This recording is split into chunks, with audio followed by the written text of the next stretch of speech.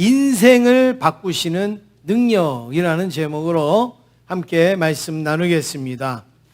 제가 오늘 말씀을 나누기 전에 성도님께 한번 질문을 하겠습니다. 성도님은 주어진 일에 최선을 다한다고 생각하시는가? 나에게 주어진 일에 주의 일이든 하나님 내 개인의 일이든 최선을 다한다고 생각하시는가? 특히 믿음 생활이나 신앙 생활에 최선을 다하고 있습니다. 이렇게 생각하시는가? 아니면 목숨만 부지하고 있지요, 명맥만 유지하고 있지요, 이렇게 생각을 하시는가? 최선을 다하는 게 뭔가? 여러분, 최선을 다하는 거는 이게 주관적이기 때문에 뭐 어떻게 말할 수가 없지만, 최선을 다한다는 것이 어떤 것인가 우리에게 한마디로 보여주는 그 장면이 하나 있습니다. 제가 누가 이 영상을 보내줘서 제가 이 영상을 이렇게 보다가 야, 이거 이러다가 큰일 나겠는데, 이제 이런 생각을 하면서 영상을 보여줬는데, 제가 그 영상을 보고 최선을 다하는 게 이거구나, 이것을 깨달은 영상이 있는데, 오늘 영상에는 닭 한 마리가 나옵니다. 이 닭의 이 모습을 보면 그래, 최선을 다하는 거는 이거야, 이렇게 아주 명확하게 보여주는 그 장면이 있습니다. 한번 영상을 한번 보여주시겠습니다.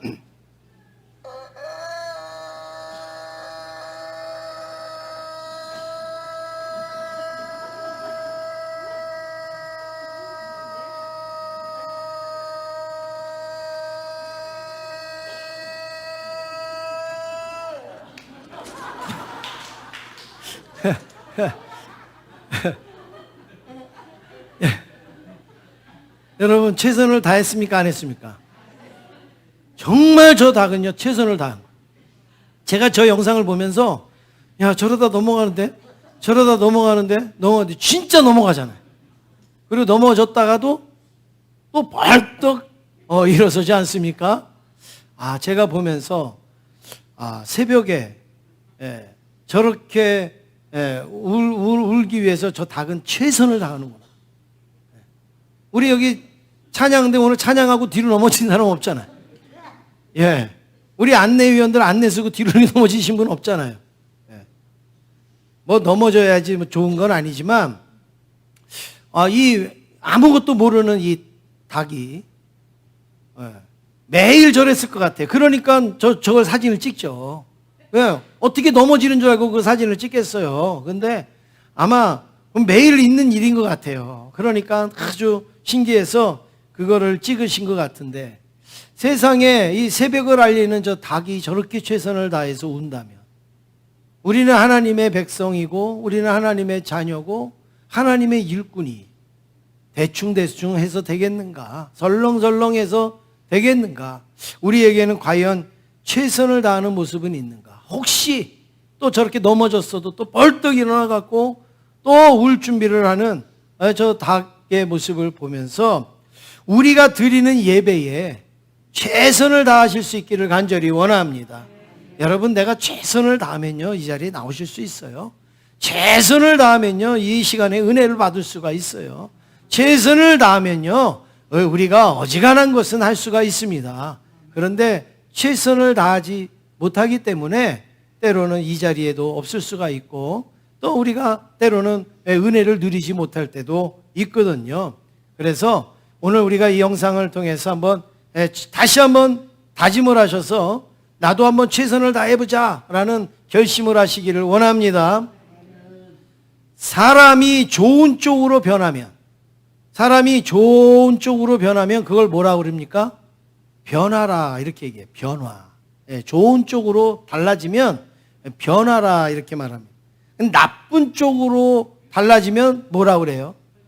그래요. 변질됐다. 저 사람 변질됐어. 저 사람 변질됐어. 그리고 이상하게 달라지면 그걸 뭐라 그래요? 변태라. 변태다. 이렇게 이야기를 하죠. 그래서 여러분, 뭐 변질이나 변태는 말고 변화는요, 좋은 쪽으로 바뀌는 변화는 많으면 많을수록 좋은 겁니다. 예, 크면 클수록 좋은 겁니다. 특별히 주 안에서 우리 신앙생활 안에서 믿음 생활 안에서 날마다 변화되는 것은 아주 좋은 모습인 줄로 믿습니다. 여러분 오늘도 여러분 신앙 안에서 좋은 모습으로 변화되시기를 원합니다. 바뀌어지시기를 원합니다. 인사하시겠습니다. 옆에 있는 분하고 좋은 변화 기대합니다. 인사하시겠습니다.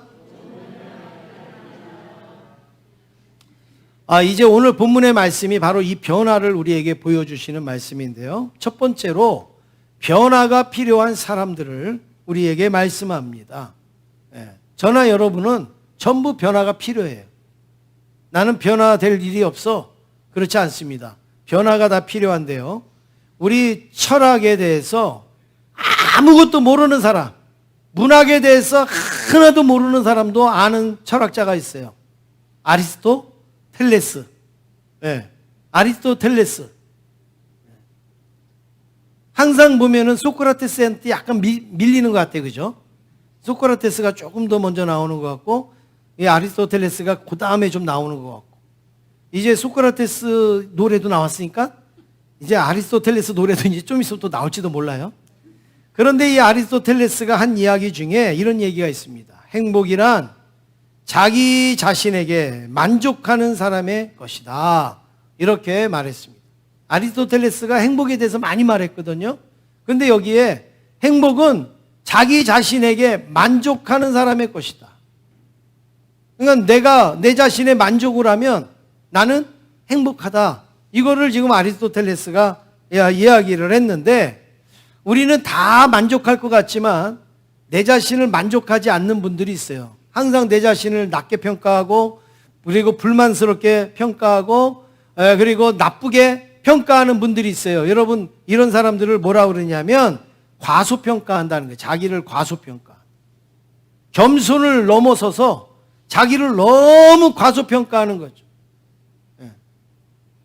나는 하는 것마다 안 되는 사람, 나는 뭐 상황도 안 좋은 사람, 나는 뭐 집안도 안 좋은 사람, 뭐든지 나는 다 안 좋아. 이런 사람이 뭐냐면 과소평가하는 사람.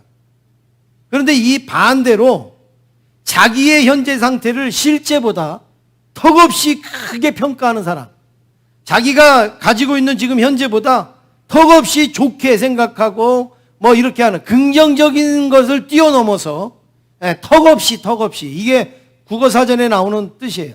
턱없이 자기를 높게 평가하는 거예요. 거울아 이 세상에서 누가 제일 예쁘니? 이렇게 거울 보면서 이렇게 얘기하는 사람. 이게 턱없는 거죠. 턱없는 거죠. 이런 사람을 뭐라 하냐면 과대평가라. 그리고 과대망상이라.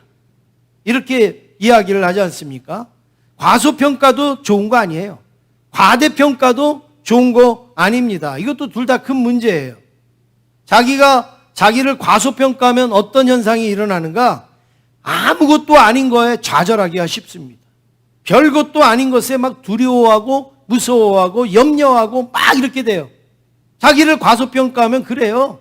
그냥 늘 평상 일어나는 일인데도 막 큰일 났다 그리고 나는 이제 어떻게 사냐고 그리고 그냥 염려하고 근심하고 잠도 못 자고 이렇게 돼요. 과대평가를 많이 하면 어떻게 됩니까? 쉽게 교만하거나 쉽게 우월주의에 빠지게 되는 거죠. 그래서 뭐 그냥 한없이 올라가고 높아지는 그런 모습입니다. 여러분, 지나친 과소평가나 지나친 과대평가는 우리의 삶에 하나도 도움이 안 됩니다. 하나도 유익이 되지 않습니다. 그러면 과대평가하지 않고 과소평가하지 않으려면 어떻게 해야 되겠는가? 거기에는 변화가 필요합니다. 변화가. 내가 좋은 쪽으로 변화되어지면 과소평가하지 않고 과대평가하지 않습니다.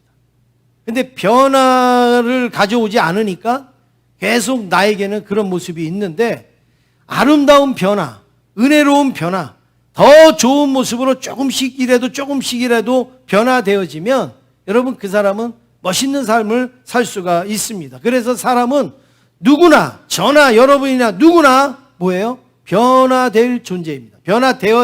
변화가 필요한 존재라는 사실입니다. 그래서 로마서 12장 2절에도 우리 한번 같이 읽겠습니다. 시작. 너희는 이 세대를 본받지 말고 오직 마음을 새롭게 함으로 변화를 받아 하나님의 선하시고 기뻐하시고 온전하신 뜻이 무엇인지 분별하도록 하라. 네.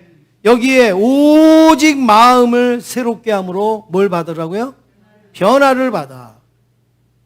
오직 마음을 새롭게 함으로 변화를 받아. 여러분, 이 변화를 받아, 이것을 조직신학에서는 뭐라고 표현하느냐? 성화라 이렇게 표현합니다. 성화. 거룩하여지는 과정.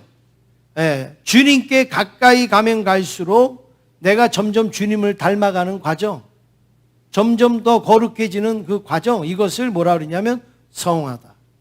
그러니까 변화가 되어진다는 얘기는 내가 성화가 되어진다는 얘기고, 변화되지 아니하는 것은 내가 성화의 단계를 지금 이루지 않고 있는 것이죠.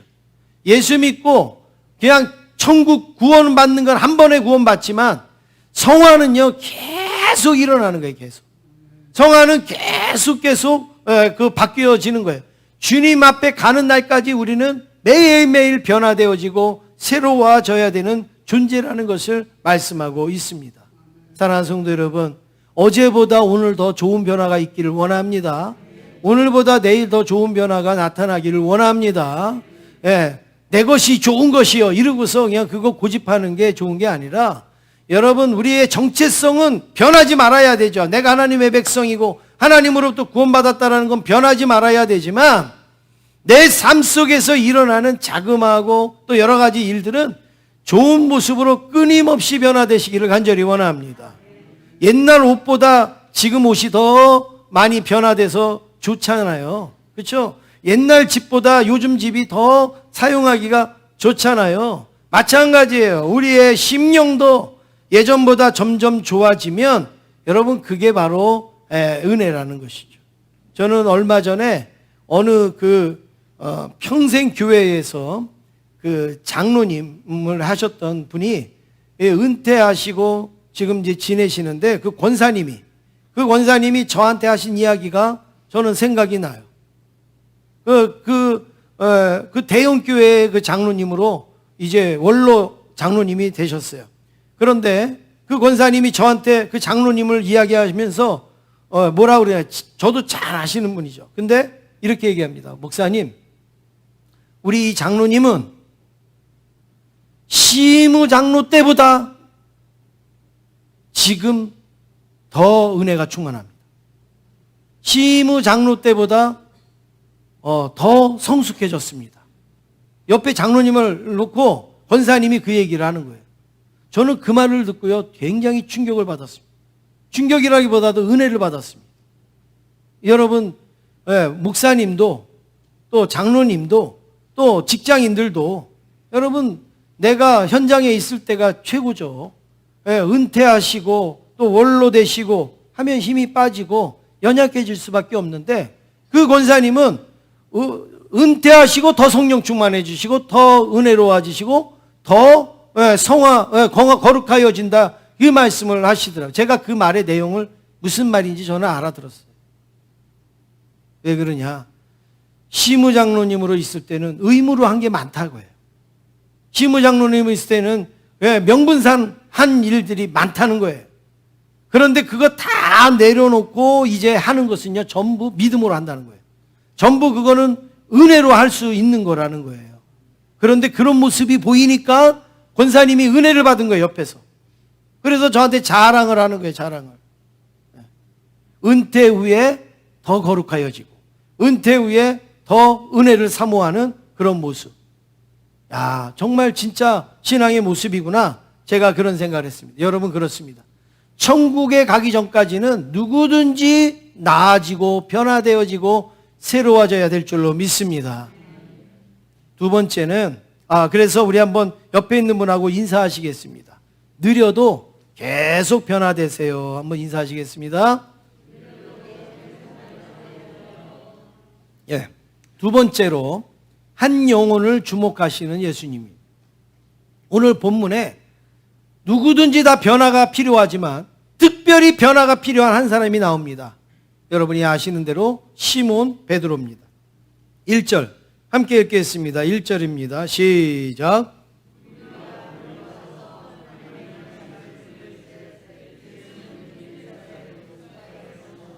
예, 지금 예수님이 어디에 서 계세요?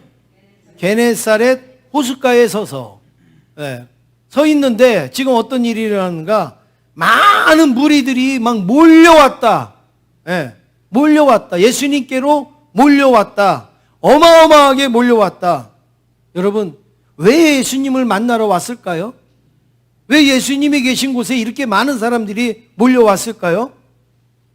궁금하지 않습니까? 아니, 왜 예수님이 이렇게 많은 사람들이 왜 예수님에게로 몰려왔을까?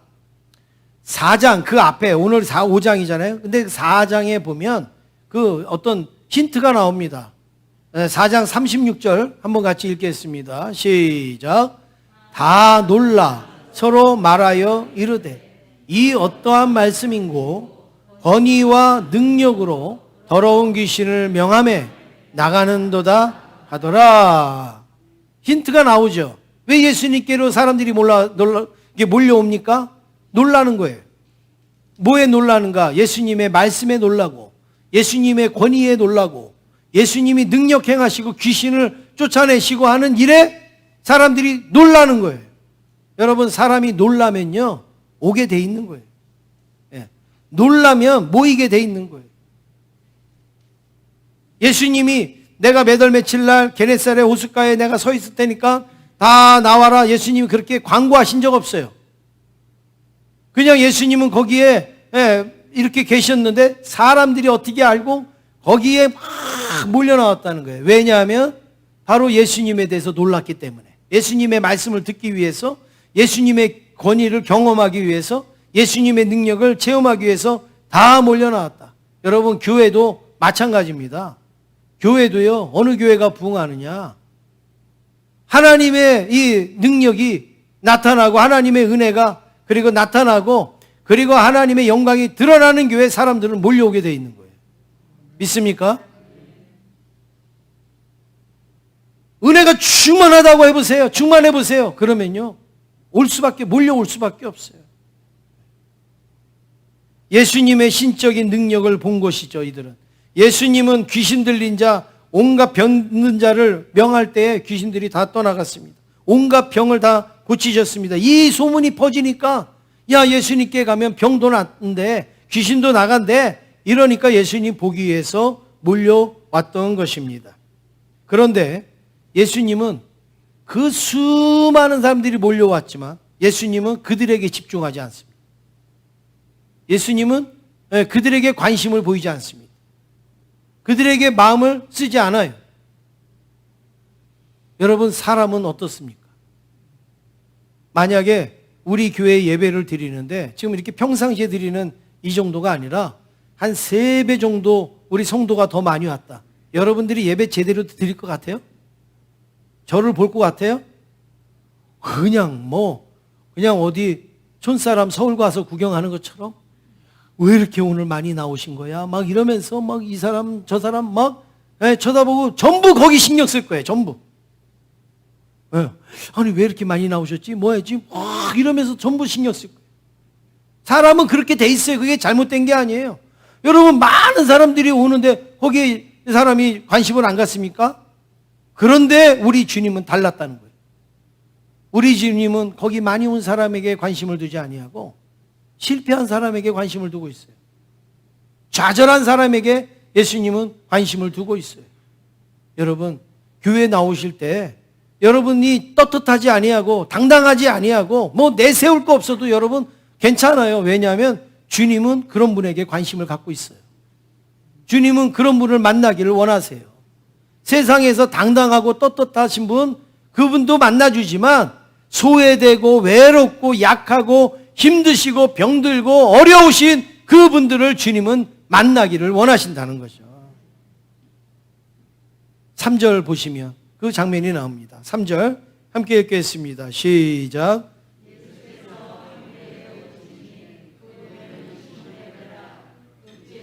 조금 떼기를 청하시고 앉으사 배에서 무리를 가르치시더니. 지금 예수님은 누구의 배에 오르셨습니까? 시몬의 배, 베드로의 배에 오르셨어요. 그리고 야, 육지에서 조금 떼라. 그리고서 약간 나가셨어요. 그리고 이제 사람들을 거기에 앉혔어요. 이게 우리가 흔히 말하는 그 전달할 때에 여러분 이제 휴가도 있지만 한번 가서 한번 테스트를 해보세요. 아이들이 이제 저 물가 가서 저기 바닷가 안에 물에 들어가서 놀고 있는 아이들한테 야 나와 야, 이러면 그 아이들이 잘 들을까요, 못 들을까요? 예? 잘 들려요. 예. 이쪽에서 모래사장에서 아이들한테 나와 아니 나와 이러면 잘 안 들려요. 잘 안 들려요. 제가 반대로 말했어요. 잘 안 들려요. 왜냐하면 거기 파도 소리도 있고 뭐 이렇게 해서 그 구조상 잘 안 들리게 돼 있어요. 그런데 저쪽 물가에서 이쪽 모래가 해변 쪽을 향해서 이야기를 하면 바람을 타고 싹 와가지고 그 말이 훨씬 더 잘 들린다는 거예요. 그러니까 여러분이 한번 이제 한번 테스트를 해보세요. 그래서 여러분 물에 빠진 사람은 소리를 지르는데 밖에서 그 소리를 지르는데 그 소리를 듣고 구하러 가지 않습니까? 왜냐하면 이쪽에서는 아무리 소리를 질러도요 저쪽에 안 들려요. 물속에 들어가면 안 들려요.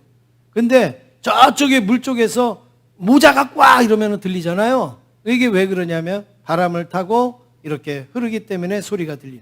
그러니까 예수님 당시에는 마이크도 없고 음향시설이 없잖아요. 그래서 효과적으로 전달하는 방법 중에 하나가 바로 이 물가로 좀 들어가시고 배를 타고 들어가시고 사람들은 이쪽에 앉고 그리고 이렇게 말씀을 하시면 잘 들린다. 그리고 고대의 원형 경기장 뭐 이런 것도 여러분 마찬가지잖아요. 저도 가서 보니까 정말 신기한 게 저 원형 경기장 저 앞에서 이야기를 하면 저 원형 경기장 저 위에 꼭대기에 앉아도 들려요. 소리가. 아주 희한하게 이렇게 소리가 전달이 돼요.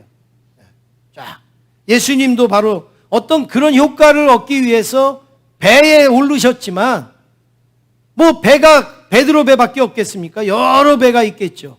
근데 왜 하필이면 베드로의 배에 오르셨겠습니까? 그것은 베드로에 대한 관심, 베드로에 대한 사랑, 그리고 베드로를 내가 주목하고 있다. 이거를 주님께서 보여주시는 그런 장면이죠. 지금 베드로는 어떤 상태인가? 예수님 모시고 저렇게 배를 띄울 상황이 아니에요. 베드로는 밤새 고기를 잡고 실패했어요. 한 마리도 못 잡았어요. 그리고 그물을 씻고 있어요. 그러는 베드로에게 저쪽으로 들어가자. 여러분 얼마나 이게 또 속상한 일이겠어요. 화가 나는 일이겠어요. 그런데 베드로에게는 그게 너무나도 인상 깊은 장면이고 뜻깊은 장면이고 감동적인 장면입니다. 왜냐하면 여러분 사람은 실패한 사람한테는요 관심을 안 가져요. 실패한 사람한테는 다정하게 안 해요. 그런데 좀 성공하고 잘된 사람한테는 막 가가지고 사인해달라고 그러고 왜 그 사람한테는 어떻게 이렇게 잘했냐고 그러고 막 그냥 막 하죠. 근데 실패한 사람은 안 봐요. 쳐다 안 봐요. 무관심한 것 같아요. 관심 안 가져. 이게 사람들의 대체적인 모습 아니겠어요. 그런데 예수님은 오히려 그 베드로의 배에 오르셨어요. 그리고 좀 저 안쪽으로 가자. 그리고 모든 사람들이 그 배를 쳐다보도록 주님께서 상황을 만들어 주신 거죠. 여러분 감동이지 않습니까? 주님은 성공한 사람들에게만 관심 갖지 않아요. 잘하는 사람에게만 관심 갖지 않아요. 실패했어도 또 연약해도 주님께서는 우리 한 사람 한 사람을 소중히 여기시고 귀하게 여기시는 줄로 믿습니다. 마치 사마리아 여인에게 우물가에서 어느 누구도 만나고 싶지 아니하고 어느 누구도 대면하고 싶지 아니하고 사람의 관심을 받지 못하던 그 여인에게 예수님은 나에게 물 좀 달라. 나에게 물 좀 달라. 야, 내가 그래도 이분에게 물을 줄 수 있는 존재구나. 이것을 예수님께서 깨닫게 하신 거죠. 그래서 그 자신을 인정해주고 그리고 그 자신에게 관심을 가져주고 그렇게 대화를 오고 가면서 하다가 어떻게 됩니까? 양동이 그 물동이를 던지고 마을로 뛰어갔고 내가 메시아를 만났다라고 외치지 않습니까? 여러분 그렇습니다. 지금까지 여인에게 누가 관심은 하나도 안 가졌어요. 흉은 보고 손가락질은 했을지 몰라도 이 여인에게 사랑이나 따뜻한 말이나 한 적은 없어요. 그런데 예수님께서 이 여인에게 다가오셔서 말씀해 줄 때 이 여인은 기쁨을 얻게 된 거예요. 환희를 얻게 된 거예요. 자신감을 얻게 된 거예요. 그래서 내가 메시아를 만났다 이러면서 막 외치고 있지 않습니까? 그래서 여러분 혹시 여러분들이 연약할 때, 실패했을 때, 어려울 때 더 하나님 앞에 나오시기를 바랍니다. 그럼 하나님이 여러분을 위로해 주실 거예요. 하나님이 여러분에게 힘을 더하여 주실 거예요. 용기를 주실 줄로 믿습니다. 찬양에도 이런 찬양이 있잖아요. 사마리아 우물가에서 주님은 여인에게 물으셨네. 사랑하는 여인아, 넌 날 사랑하느냐? 오 주님, 당신만이 아십니다. 할렐루야. 사랑의 주님의 음성을 들으시기를 원합니다. 세상은 스펙으로 사람을 판단하기도 합니다. 어느 학교를 나왔는지, 어느 직장을 다니는지, 어떤 집에 사는지, 어떤 차를 모는지 스펙으로 사람을 판단하기도 하고 나에게 유익이 되는가 안 되는가 그거를 보고 관심을 갖기도 하고 능력이 있는가 없는가 이걸 보고 주목하기도 합니다. 그러나 예수님은 다릅니다. 실패한 사람이라도 한 영혼을 주목하십니다. 연약한 사람이라도 그 한 사람을 주목하십니다.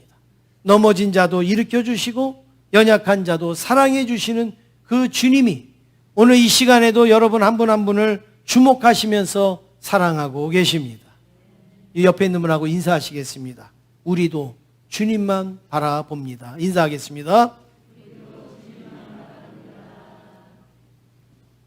마지막으로 세 번째, 예수님을 만난 베드로의 변화입니다. 예수님을 만난 베드로가 변화되어졌어요. 실패한 베드로, 지금 아무것도 소득이 없는 이 베드로에게 예수님이 찾아오셔서 만나주시자 어떤 일이 일어나는가? 베드로가 변합니다. 베드로가 바뀌어집니다. 좋은 추억만, 와, 내가 그때 예수님 한번 만났어. 와, 감동이야. 와, 사람들이 그렇게 만나고 싶은 예수님 내가 제일 앞에서 봤어. 그러고 끝난 게 아니에요. 그러고 만 게 아니에요. 여러분 성경에서 어디든지 누구든지 예수님을 만난 사람의 공통점은 뭐냐? 전부 변화됐다는 거예요. 변화됐다는 거예요. 삭개오도 변화됐고 이 베드로도 변화돼요. 완전히 달라졌습니다. 여러분 누가 예수님을 만난 사람입니까? 어떤 사람이 예수님을 만난 사람입니까? 간단합니다. 변화된 사람이 예수님 만난 사람이에요. 저 사람 예수님 만나더니 변했어. 이 사람이 예수님을 만난 사람이에요. 예수님 만났다고 말하는데 하나도 달라지는 게 없어요. 변화된 게 없어요. 바뀌는 게 없어요. 그 사람이 무슨 예수님을 만난 사람이에요. 성경에 예수님을 만난 사람은 전부 변했어요. 변질된 게 아니라 변화가 되었단 말입니다. 그래서 예수님을 만난 사람은 변화된 사람이거나 아니면 지금 변화되고 있는 사람이거나 아니면 변화될 준비를 하고 있는 사람은 예수님을 만난 사람이에요. 물론 여러분 내가 어떤 신앙에 대하여서 변화될 건 없겠죠. 그러나 그 신앙을 통한 내 삶이 내 생각이 변화되어지는 것은요, 좋은 쪽으로 변화되어지는 것은 필요하다는 말이에요. 그게 중요하다라는 거예요. 우리에게 부족한 거, 연약한 거 있으면 자꾸 깎아야죠. 자꾸 다듬어야죠.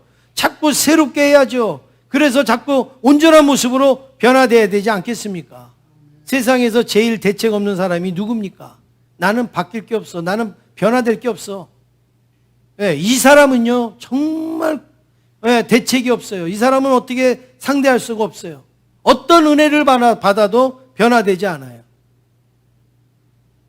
이 사람은 제일 무서운 사람입니다. 제일 대책이 없는 사람이에요.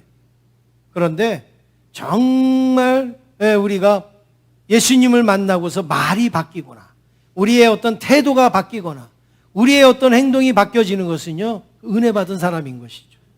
베드로가 예수님을 만난 후에 어떻게 변화가 되어졌는가, 오늘 세 가지를 살펴보겠습니다. 첫 번째는 예수님에 대한 호칭이 달라졌어요. 호칭이. 5절 말씀 같이 읽겠습니다. 5절 앞에만 읽겠습니다. 시작. 시몬이 대답하여 이르되 선생님. 예, 됐습니다. 지금 예수님을 부를 때에 이 시몬이 예수님을 뭐라고 부릅니까? 선생님 이랬어요. 선생님. 여러분, 제가 교회 안에서 다 목사인 줄 여러분 아시지만, 제가 저를 모르는 밖에 나가면 저를 부르는 가장 많은 단어가 뭘 것 같아요? 밖에 가면 저를 부르는 가장 단어가 뭘 것 같아요? 선생님이요? 아저씨. 예. 저는 아저씨라는 얘기는 별로 못 들어봐요. 총각 이런 소리는 들어봤어도 아저씨 이런 얘기는 잘 못 들어본 것 같아요. 제가 가장 많이 듣는 호칭은 사장님이에요. 사장. 그렇죠? 예. 제가 뭐 돈이 좀 있어 보이나 봐요? 예. 제가 좀 사업을 좀 잘하는 것 같아요. 그래서 사장님 그럽니까? 아니에요. 제일 부르기 애매하고, 뭐 특별하게 어떻게 호칭 부를 수 있는 게 없으면 그냥 그렇다고 뭐 사원님 이럴 수는 없잖아요. 그러니까 사장님 이러면은 괜히 기분이 좋으라고 이렇게 사장님 뭐 이렇게 하고, 아니면 뭐 회장님 아니면 뭐 이렇게 부르잖아요. 여기에는요, 여러분, 뭐 저를 높이거나 이게 아니라 그냥 일상적인 호칭이에요.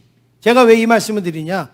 베드로가 예수님을 선생님 이랬을 때, 와, 나의 스승님 되실 만한 분입니다. 이래서 선생님 그런 게 아니라 오늘날로 말하면 사장님 이 얘기라는.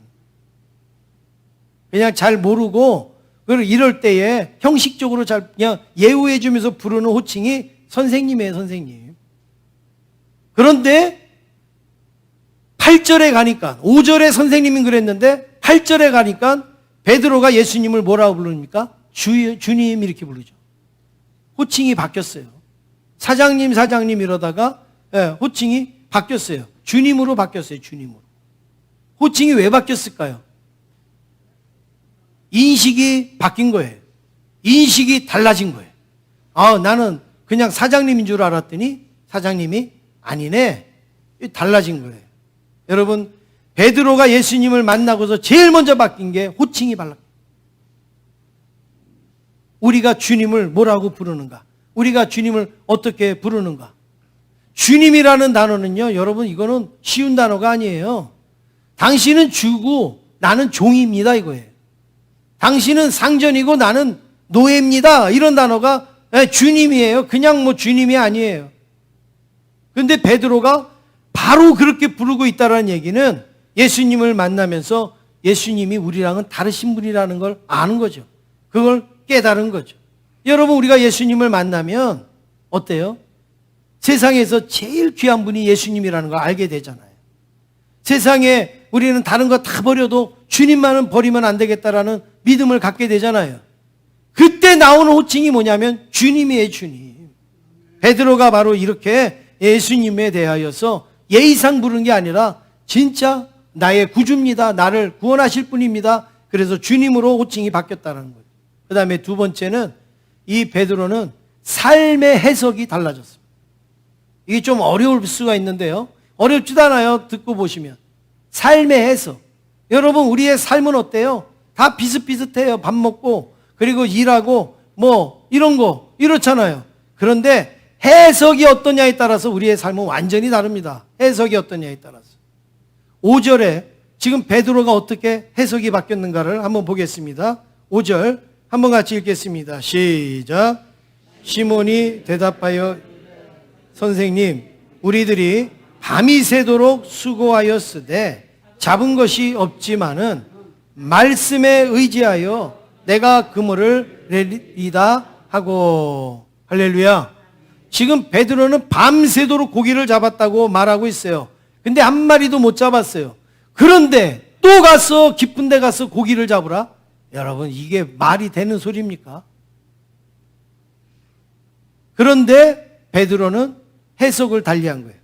이 예수님을 만나고 예수님이 우리를 구원하실 분이라는 것을 알고 그 예수님은 허튼 소리를 안 하신다는 걸 알고 해석이 달라진 거예요. 말씀에 의지하여서. 다른 사람이 얘기했으면 나는 안 들었을 텐데 예수님이 말씀하시니까 그 말씀에 의지하여서 내가 그물을 내리겠습니다. 여러분, 그렇습니다. 우리의 삶은요, 똑같은 상황을 맞이해도 해석을 어떻게 하느냐에 따라서 그 사람의 인생과 그 미래가 달라질 수밖에 없는 거예요. 똑같은 물 한 잔을 놓고도 해석이 다르잖아요.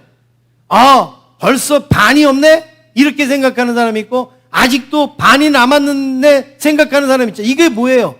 물의 양은 똑같아요. 그런데 해석에 의하여서 완전히 다른 삶을 사는 것처럼 지금 베드로가 예수님을 만나기 전에는 실패자예요. 소망이 없어요. 속상해요. 그런데 이제 뭐예요? 주님의 말씀을 듣고 다시 기대를 가지고 다시 소망을 가지고 그렇게 다시 그물을 내리겠습니다라고 그렇게 바뀌었다는 얘기예요. 여러분, 삶은 뭡니까? 달걀이 아닙니다. 삶은 달걀이 아니에요. 삶은 해석입니다. 어떻게 해석하느냐. 내가 몸이 병이 들었어요. 이 병을 어떻게 해석하느냐에 따라 그 사람의 인생은 달라지는 거예요. 내가 실패를 겪었어요. 그 실패 어떻게 해석하느냐에 따라 달라집니다. 나는 피해자야, 나는 소외자야, 나는 불필요한 자라고 해석하면 그 사람은 그렇게 가는 거예요. 그런데 아니야, 이게 감사지, 이것도 은혜지, 이것도 하나님이 하셨습니다라고 해석을 하면 그 사람은 시험이든 근심이든 고난이든 상관없이 다 축복의 도구로 쓰여질 줄로 믿습니다. 마지막으로 세 번째, 두려워하는 대상이 달라집니다. 베드로의 두려움의 대상이 달라졌다는 거예요. 예수님을 만나기 전에 베드로는 현실에 대한 두려움이 있었어요. 고기 못 잡으면 어떡하지? 내 가족들이 기다리는데, 내 자식들이 기다리는데, 애들 공부도 시켜야 되는데, 집에 모두 사놔야 되는데, 이런 현실에 대한 두려움이 베드로에게는 있었어요. 그런데 예수님을 만난 다음부터는 두려움의 대상이 주님으로 바뀌었어요. 주님으로. 그게 무슨 말인가? 예수님이 무섭다는 얘기인가? 그게 아니라 8절 같이 읽겠습니다. 8절입니다. 시작. 시몬 베드로가 이를 보고 예수의 무릎 아래 엎드려 이르되 주여 나를 떠나소서 나는 죄인이로소이다 하니. 여러분, 사람이 무서우면 두려우면 뭐합니까? 엎드려요. 지금 베드로가 누구 앞에 엎드렸다고요? 예수님 무릎 앞에 엎드렸어요. 근데 왜 엎드렸냐? 이를 보고가 뭐예요? 그 앞에 예수님이 야, 깊은 데 가서 그물을 내려. 그래서 깊은 데 가서 그물을 말씀에 의지하여서 내렸어요. 내렸더니 어떻게 됐어요? 그물이 찢어질 정도로 고기를 많이 건졌어요. 이걸 보고 베드로가 예수님 무릎 앞에 엎드렸다는 거예요. 내가 이 인생을 살면서 두려워해야 될 분은 주님이구나, 예수님이구나, 이걸 깨달은 거예요. 그전에는 돈 많은 사람 그 앞에 엎드리기도 하고 그 다음에 힘센 사람 앞에 엎드리기도 했지만 그게 아니라 정말 내가 두려워해야 될 분은 예수님이구나. 그리고서 예수님 앞에 엎드리면서 뭐라고 얘기했어요? 나를 떠나소서 나는 죄인입니다. 죄인. 내가 그것도 모르고 내가 죄인인지도 모르고 살았습니다. 사랑하는 성도 여러분, 정말 엎드려야 될 대상은 현실이 아니에요. 우리 상황이 아닙니다. 그리고 우리의 사람도 더욱더욱 아닙니다. 우리가 두려워해야 될 대상은 오직 예수님만 우리의 두려움의 대상이 되십니다. 예수님 앞에만 우리는 엎드려야 됩니다. 그리고 뭐라고 고백해야 됩니까? 나는 죄인입니다. 나는 부족합니다. 나는 연약합니다. 주님이 나를 보살펴야 내가 살아갈 수 있습니다. 여러분, 이 짧은 본문에서 베드로가 얼마나 많이 바뀌었습니까? 호칭도 바뀌고 삶의 해석도 바뀌고 두려움의 대상도 바뀌는, 완전히 인생 자체가 변화되지 않습니까? 우리 성도님들도 예수님을 제대로 만나시고 제대로 변화되시기를 주님의 이름으로 축원합니다. 그러면 놀라운 변화의 체험을 다 하실 수가 있습니다. 옆에 있는 분하고 인사하겠습니다. 주님, 저의 인생도 변화시켜 주옵소서. 인사하시겠습니다. 주님, 저의 인생도 변화시켜 주옵소서.